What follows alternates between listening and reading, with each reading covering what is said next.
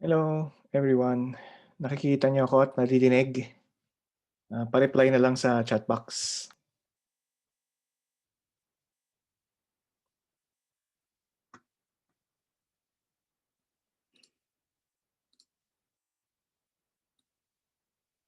Okay, thank you, for your reply. So, thank you for attending itong ating, class meeting. Pinagsama ko na yung 131 tsaka 173 kasi nga, bukas ng umaga meron akong, meeting, uh, with the Vice Chancellor for Academic Affairs. So, let's begin. Itong meeting na ito ay para lang ma-organize natin yung, ah, mga bagay-bagay at ma-address natin yung mga concerns ninyo. So, I'm first beginning with 131 and then, susunod yung sa, 173. Okay, so, sa 131, dun sa mga students ng 131, yung kung nakita niyo yung syllabus ninyo, eto dapat yung, outline niya. Okay, so yung syllabus ninyo, is, for both 131 and 173 is, covers 14 weeks. Supposedly kung wala yung pandemic, it's 16 weeks. Pero due to the pandemic, nag-online learning nga tayo and, na-reduce siya to 14 weeks. For Physics 131, ito yung list of topics, na covered nung, course.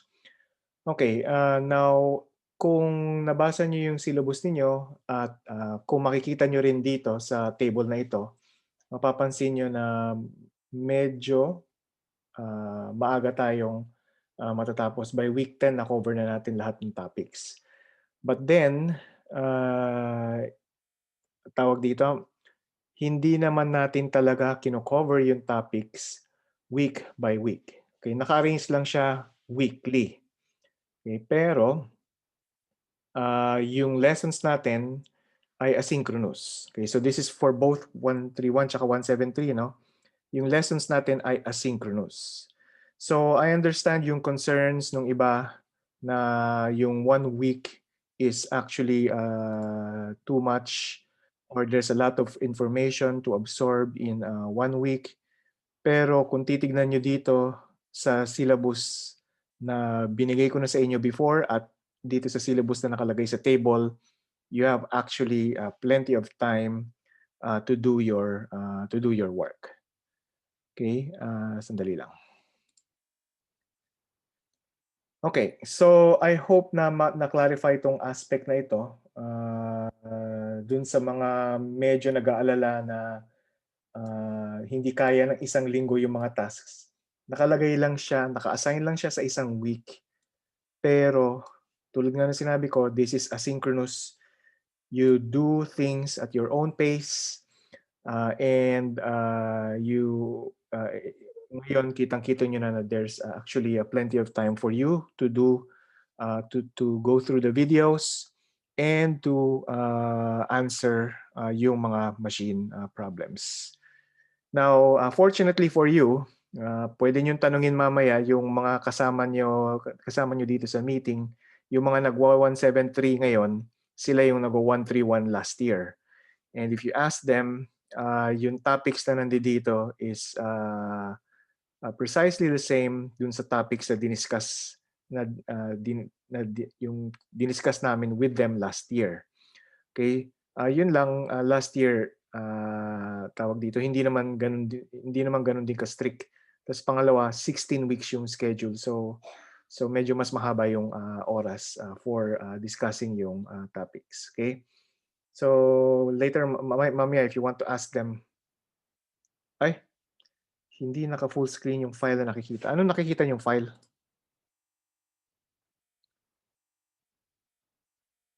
Sandali.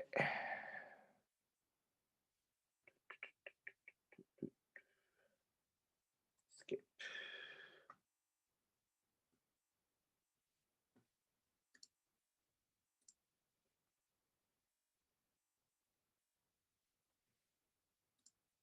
Okay, share screen.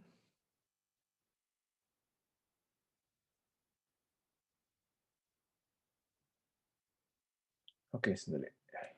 Ito dapat.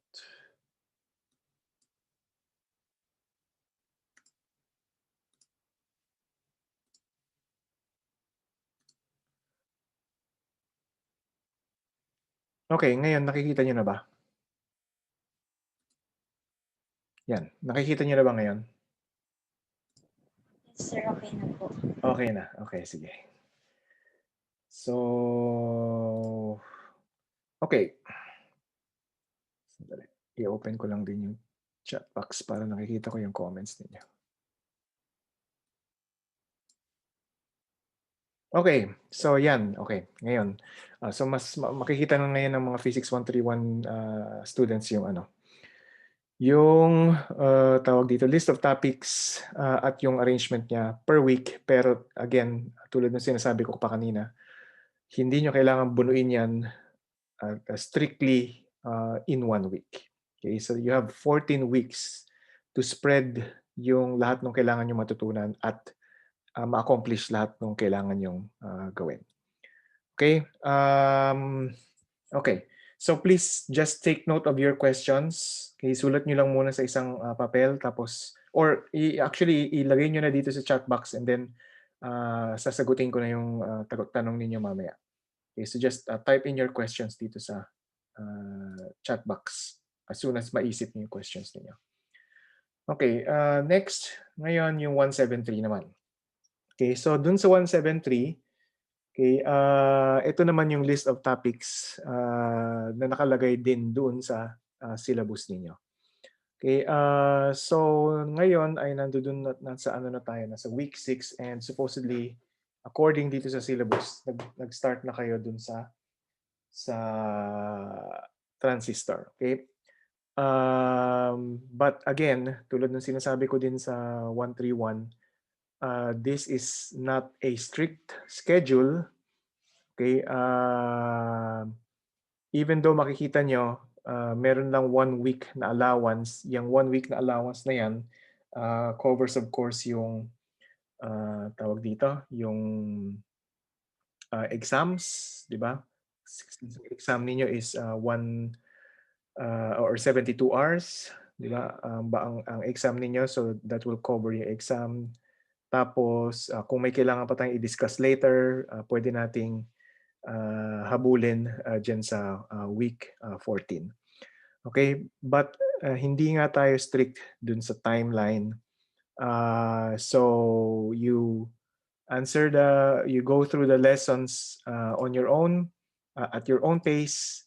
At pagkatapos ay sagutan nyo rin lang din yung exams at your own pace. Of course, you have to submit your answer within 72 hours. Okay, so excuse. Okay, hindi yun COVID. Okay, ano lang, masakit lang lalamunan ko. Okay, susunod. Yung last topic, yung basics of digital electronics, it's not actually included in the official now Physics 173. Pero I thought na magandang i-include ito kasi ngayon maraming technologies at maraming tawag dito science that is based on the digital electronics. For example, later on if you're interested in learning quantum mechanics or yung tinatawag na quantum bits or quantum computer, hindi nyo maintindihan yun without yung basic knowledge ng digital electronics. Okay, so nagsingit ako ng konting tawag dito, introduction to digital electronics. Also, kaya ko lang din nilagay yan, it's also a buffer just in case that you need time. We don't really need yung digital electronics na topic or we can reduce yung discussion on digital electronics to 1 week para lang ma-cover natin yung kailangan talaga natin for Physics 173.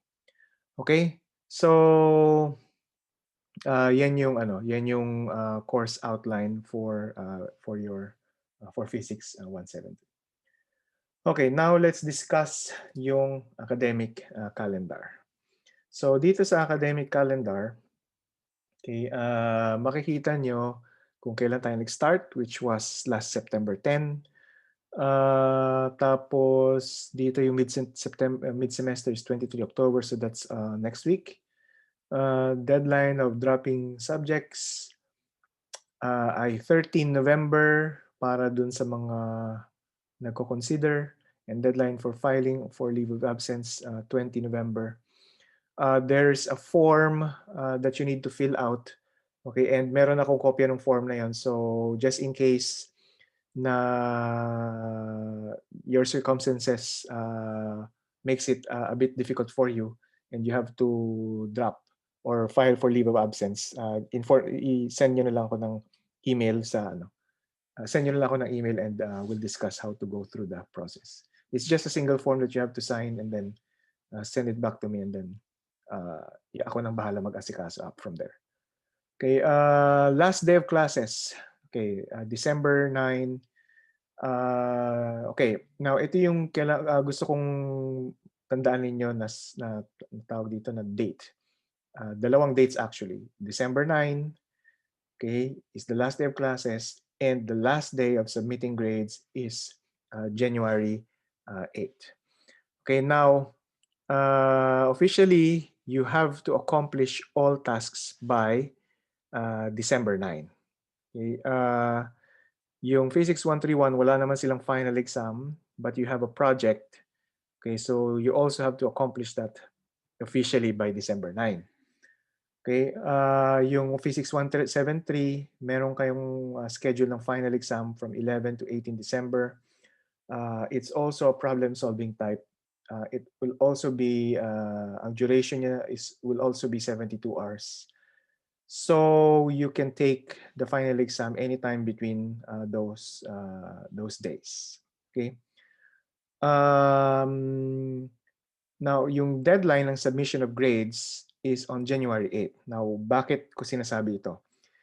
Because if you notice, there's actually about 1 month between December 9 at saka January 8. Which means that I don't need to submit your grade, okay, only until the last day, sa January 8. So it also means that tawag dito, unofficially you can submit your requirements within or before the deadline of submission of grades. Okay, kasi wala namang magche-check. Ako lang din naman magche-check nung deadline kung na-submit nyo o hindi. So for this class, only for this class, okay? Wag niyo isipin na para sa ibang courses nyo ganun din. For Physics 173 and 131 only, I'm giving you this allowance, okay, to submit, to finish all requirements and to submit your exam, or to accomplish your exam and your project. Okay. But here's the thing. Okay. Kung lahat kayo, pare-pareho kayo ng mentality na, uy, pwede naman pala mag-submit hanggang January 8, at lahat kayo magsasubmit ng January 8, it's impossible for me to check that. Okay? Kung sino man kayo na nag-iisip ng ganon, kayo yung madedehado. Okay? If you submit at the last day, kung ano lang ma-checkan ko, yun lang masasubmit ko. Pag hindi ko na na-checkan yon, wala na tayong magagawa. So it's important that you accomplish all requirements preferably by December 9. Okay, now kaya lang ako nagbibigay ng allowance dito dahil sa ating situation, diba? Dahil nga dito sa COVID situation natin. So it's not for you to take advantage of, but it's for you. I'm giving it to you because of the situation that we're in now. Okay, I hope naintindihan niyo yun, ha. Okay, so wag niyong abusuhin na nagbigay ako ng leeway. Try to accomplish all tasks by December 9. Okay, and kung talagang mahirap because of certain circumstances that are that surround you, or ganon, okay lang na mag-submit until January 8.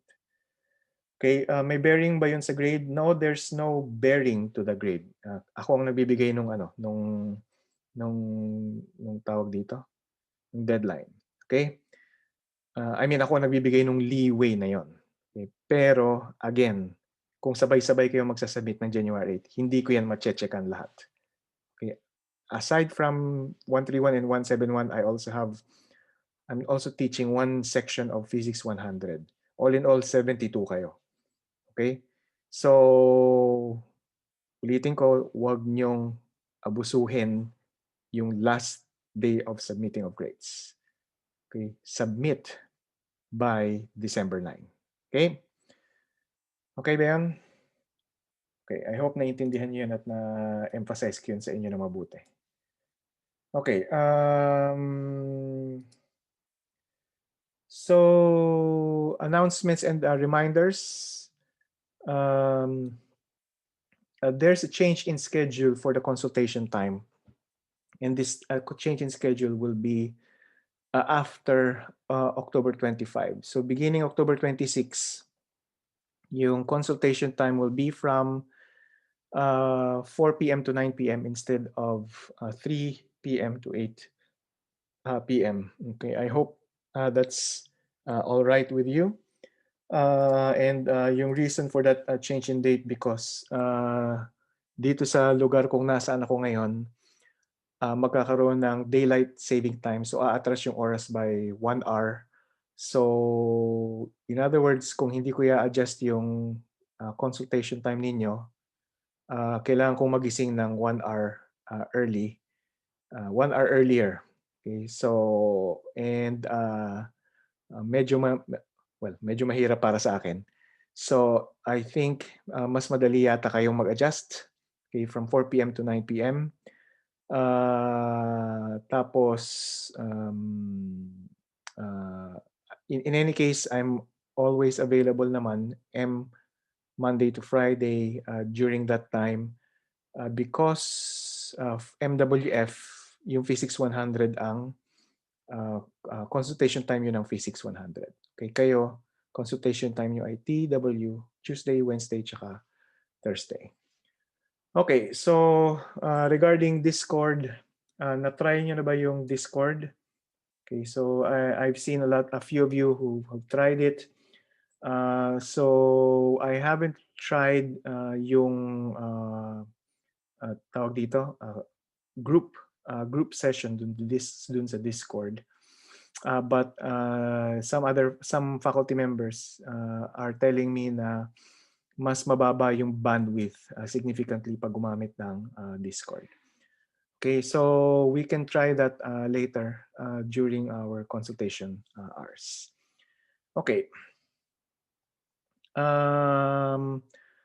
So during the past 5 weeks, okay, alam niyo naman na mayroong consultation hours. There are a few of you who have used yung consultation hours. Now I'm going to ask you to use yung consultation hours. Actually, abuse yung consultation hours. Okay? Kasi trabaho namin yan. Okay, so tawag dito, dun sa comments nung iba sa inyo dun sa survey, sinabi ninyo na sana magkaroon ng parang weekly na session to catch up on lessons. Well, we can't do that now dahil nga some of you are ahead and some of you are a bit behind in terms of yung weekly na schedule natin.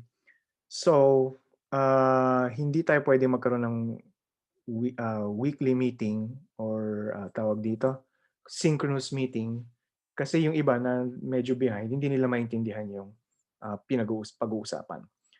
Okay, so what you can do is go to the consultation hours. Kung masyado kayong mahiyain, then don't go alone. You ask your friend or your classmate or 2 or 3 or kung ilan kayo, kung 5 kayo, mag-schedule kayo ng consultation hour with me and then mag-discuss tayo ng sabay-sabay. Okay? I think that's a better arrangement than having a synchronous session. Okay. Okay. Next is always mark the activity after you've finished. Okay, so that I can monitor your progress. May mga ilan sa inyo na hindi nyo minamark yung activity. Okay, even though you haven't, even though na-skip nyo na yung activity na yun, please double check that you've marked it para alam ko lang na nabasa nyo or nadaanan nyo na yung lessons. Okay. From November 2 to 7, UP system announced that there's a reading break. Okay, so doon sa mga nag-handle ng synchronous classes, sabi ng UP system, wala daw munang synchronous classes within this period. Wala rin daw dapat magbigay ng assignments within this period. Okay? Now, since we're asynchronous, okay, and yung lessons nilalagay ko lang doon sa, anong tawag dito, doon sa VLE, okay, it's up to you kung anong gusto niyo sa November 2 to 7 na gawin. Okay, kung ayaw niyo magbasa ng VLA niyo, it's fine. Okay, hindi tulad ng sinabi ko, I'm not checking kung nasusunod niyo yung schedule o hindi. Ang concern ko lang is you finish all accomplishments, all requirements by December 9. Okay, so that I have a grade to submit by January 8. Okay? If feeling nyo kaya nyo gawin ng lahat ng requirements 1 week before December 9, wala akong pakialam. Just submit the requirements. So between November 2 and 7, kung ayaw nyo magtrabaho, it's fine with me. Hindi ko malalaman naman yun anyway. Okay? Pero mag-upload pa rin ako ng lesson at mag-upload pa rin ako ng assignment. Okay? Or ng tasks or quiz or machine problem. Okay? Okay, for 173, there's a possibility. No, it's not a possibility anymore. I think 1 unit will be removed for you from your Form 5 this semester. At yung 1 unit na yun ay yung laboratory. So there has been some confusion regarding kung paano i-conduct yung laboratory class. Although clear naman ito sa inyo na next semester pa yung laboratory class ninyo. Okay, so medyo hindi lang nagkaintindihan kung tatanggalin ba yung 1 unit from the teacher and from you as students dun sa Form 5 ninyo. Ngayon, medyo na-clarify na siya. So you might get a new Form 5. You might get a new Form 5 without the lab class. Okay? So, i-expect nyo na lang yon in the coming days. Apparently, hindi daw siya ganun kadaling gawin. So, it might be this week or might be next week or a couple of weeks. So, hintay-hintayin nyo na lang. Okay, that 1 unit will be added dun sa second semester. And as was discussed to you before, you will have a deferred grade for this semester. Deferred grade meaning wala kayong grade, walang grade na bibigay sa inyo for 173. It will not be reflected pag nag-apply kayo ng ang tawag dito ng TCG, hindi magre-reflect yung 173 kasi hindi pa tapos ang 173 na course. Okay? So ganun yung mangyayari para sa 1 unit ninyo. There's also going to be a delay in uploading the lessons this week kasi this week I'm attending a conference, the Samahang Pisika ng Pilipinas conference. So in fact, in about 30 minutes, yung upper batch ninyo na gumraduate na will be presenting their thesis work dun sa conference na yun. So I'll be taking a look at, I'll be watching yung presentation nila. So this conference is for the whole week. I'll try to do as much as I can in terms of yung lessons, pero I expect that there's a delay in uploading yung lessons at saka yung tasks that you need to accomplish. Okay, and then also I'd like to emphasize as well na I'm putting a complete trust in your independence, okay, in making MPs in doing doing your exam. Okay, I hope that you understand this. Okay, even though I can see kung kailan kayo nag-submit, kailan nyo inopen yung module, yung activity, kung saan kayo located, and so on and so forth, I still cannot see kung anong nangyayari between those times. Okay, so I trust that you're working independently. Of course, you can consult with your classmates and ask questions amongst yourselves. Okay, pero you have to finish you have to do the task independent of your other classmates. Okay, it's for your own good din kasi kaya kayo nag-aaral kasi gusto niyo matuto, di ba? And you're not going to learn anything if you're not going to do things by yourself. Okay, so next slide. Okay, now I'm going to talk a bit about yung other concerns ninyo. Itong other concerns ay nakuha ko dun sa survey na binigay ko sa inyo. Dun sa mga nagtataka kung ano yung survey na yon, for Physics 131, wala kayong masasagutan na survey. Yung survey ay lilitaw lang after you accomplish machine problem 3. Okay, so if you haven't accomplished machine problem 3 yet, tawag dito, hindi nyo makikita yung survey na yun. Sa 173, yung survey ay lilitaw after the first exam. So pag hindi pa kayo nakapag-take ng first exam, yung ang tawag dito, yung survey ay hindi pa rin lilitaw. So doon ko kinuha sa survey na yon itong concerns na ito. So sinabi ninyo na it's difficult to digest. Okay? Again, tulad nung sinabi ko sa inyo, two things. You don't have to digest everything in 1 week. There's actually plenty of time for you to do these things, as you've already seen in the table. Secondly, meron namang consultation hours. Okay, so may mga nagko-comment na nagtatanong kayo sa kaklase ninyo pero pare-pareho naman kayo nalilito kung anong gagawin. Well, of course, malilito kayo. Of course, pareho kayong malilito because tawag dito, hindi kayo familiar sa topic. Sino ba talaga ang familiar sa topic? Di ba, ang teacher ninyo? So dapat ang teacher ninyo ang tinatanong ninyo. And that's why the consultation hours are there. Again, kung nahihiya kayo, go talk to your friends and discuss kung anong schedule and discuss a schedule to meet up with me dun sa consultation hours. Okay? Kung kayo lang gagawa niyan, hindi niyo ma-maximize yung learning niyo. So you have to ask me pag nalilito kayo. Okay? Next, suggestions or tips on how to start MP. Okay, so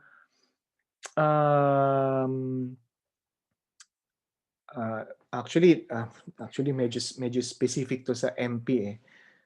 If you have suggestion, if you have tawag dito, if you have questions, just go to the consultation hours na lang kasi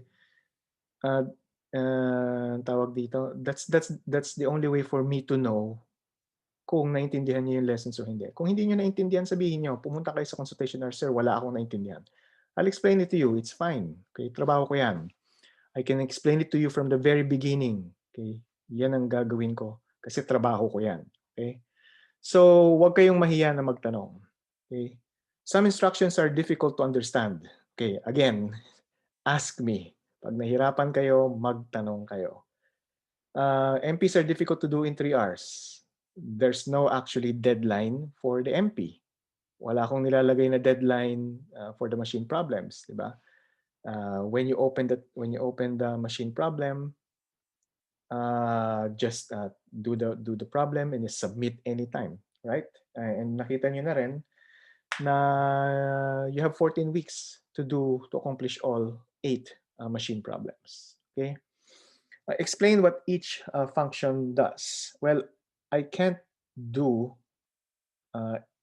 I can't explain every function. I can only explain kung ano yung function, yung main function na kailangan ninyo or main command na kailangan niyo for the machine problem. Okay, everything else you have to learn on your own. Okay, and that's the case for for computational physics. If you ask your tawag dito upper batch, yung mga nag 173 ngayon na nag 131 last year, they learned a lot of things on their own. They learned a lot of functions, their commands on their own. So you go to the MATLAB help function, you go to the internet and ask for the Python help function. Kung nalilito kayo at hindi nyo naiintindihan yung explanation, send me an email or punta kayo sa consultation hours. Okay? Ask me kung ano yung hindi malinaw. Bonus points in MPs. Yes, I gave bonus points ng MP1 at saka MP2 pero I kind of missed giving yung pagbigay ng bonus points sa mga succeeding MPs. I'll try to do that dun sa sa mga MPs na natitira pa. But it apparently some of you appreciated yung bonus points na yan kasi it's a stress reliever daw. Okay. Lesson workload per week. So na-cover na natin ulit ito. You have actually 10 weeks to accomplish everything. Sorry, you have you only have 10 weeks of tawag dito class load pero you have 14 weeks to accomplish everything. So I hope that's plenty of time for you to accomplish everything. MPs are explained through video. Well, here's the thing. Yung paggawa ng video na yan, matagal yan. It's actually faster. So ang ginagawa ko ay, obviously, alam nyo naman na may script yan. So gumagawa ko ng script after I make yung slides. And then, ang pinakamadali is actually to record the video. Ang pinakamahirap is to edit yung video. If I record a 10-minute video, I will edit that for 20 to 30 minutes kasi I have to go through all yung tawag dito. Lahat ng sinasabi ko at saka yung text na nandoon sa naka-project dun sa video. Okay, so making a video takes time. Kung MP lang yan, and if there's confusion, if you don't understand what's happening, use the consultation hours na lang. Okay? So, ang take home nyo, Physics 131 students, is just use yung consultation hours. Okay? Huwag kayong mahiya. Just ask me. 173. Ito lang yung pinaka-concern ninyo. Additional examples. Okay, so I understand that the examples are limited. I'll see what I can to do to do some additional examples, but tulad ng sinabi ko sa inyo, it takes time to do those videos. So if I give you 6 examples, it actually tawag dito, if I give you 6 examples at bawat example ay what 2 to 5 minutes, sabihin natin 5 minutes maximum, so that's 30 minutes. I actually did that video for 1 or 2 hours. So matagal gumawa ng video. What I can do is to solve tawag dito more problems and then just upload yung problems na yon in PDF. So just yun na lang ang sigurong isang pwede natin gawin. Just go through yung PDF file, and if you have questions regarding that, then just ask during the consultation hours. Okay, I think that's it. Okay, so if you have any questions or suggestions or recommendations how to go about this course, it's time to ask them now. Okay, so you can ask your questions dito sa chat box, or you can turn on your mic para mas mabilis yung pag-relay ng information o ng question niyo. So one question here is, hindi gumagana yung Discord na invite link. So I'll send an invite link again. Yeah, that's right. Hindi permanent yung invite na link na ginawa ko, yung second na link actually. But yung very first link na ginawa ko, that's actually a permanent link, pero I'll check it again. And I'll send you another link later on. Okay? So, meron kayong tanong? Sige, just i-ano nyo na lang. Send nyo na lang sa chat or... I'm going to upload yung video na ito dun sa VLE module. So you can go back dun sa sa pinag-usapan natin. Ilalagay ko ito dun sa about the course. So dun sa very first na VLE na sa very first topic nung VLE niyo. Okay. So may tanong? Sir? Yes. Or 170 po. Sino ka? Si Crisel. Okay. Yes, Crisel. Maalis po yung 1 unit na lab this sem. Deferred pa rin po ba yung magiging grade namin? Yes, of course. Deferred pa rin yung grade na makukuha niya.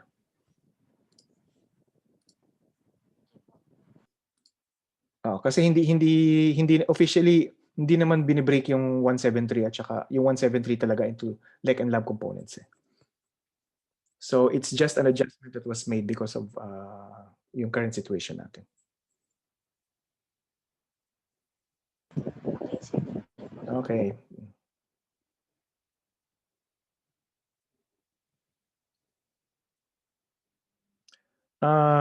Yung MATLAB po pala, paano po yung mag-expire na license? Did you get yung license mo from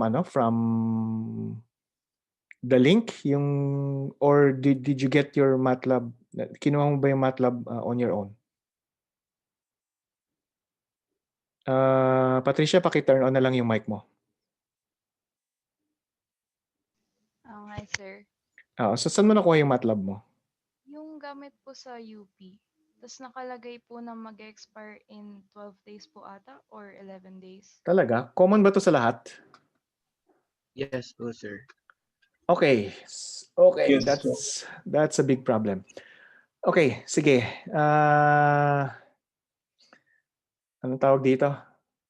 I'm going to recruit yung help ng 173 students.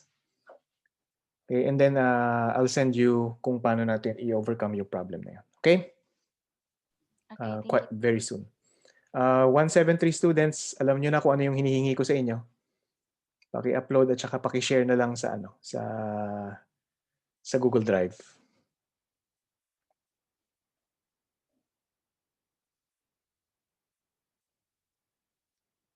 Yes. alam ko na medyo malaki yung file. Pero hindi pa ba naka-upload sa Google Drive mo? Yeah, the Google Drive na nga lang. Pa-upload lang sa Google Drive and then pa-share lang sa akin. Okay, thank you. Thank you, Vince.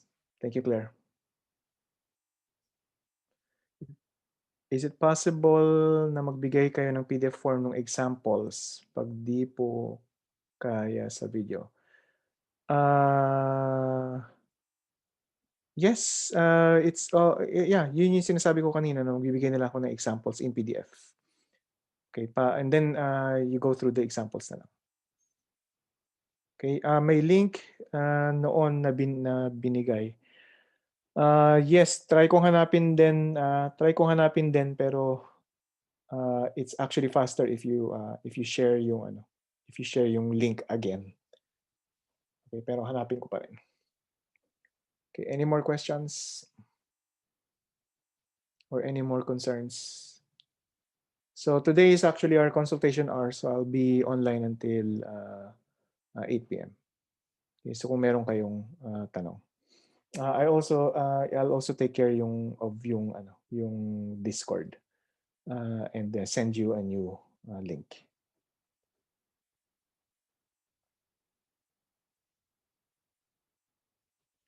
Okay, may iba pang tanong?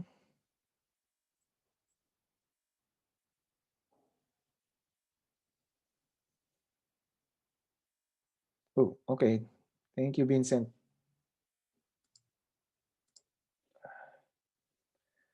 Okay. So, wala nang tanong. So kung wala nang tanong, then I'm going to thank you for attending. Ang take home nyo lahat for this meeting is if you're unsure of anything, use the consultation hours. Okay. So have a nice evening and see you dun sa consultation hours and sa future na lessons natin. Okay. Thank you. Thank you, then.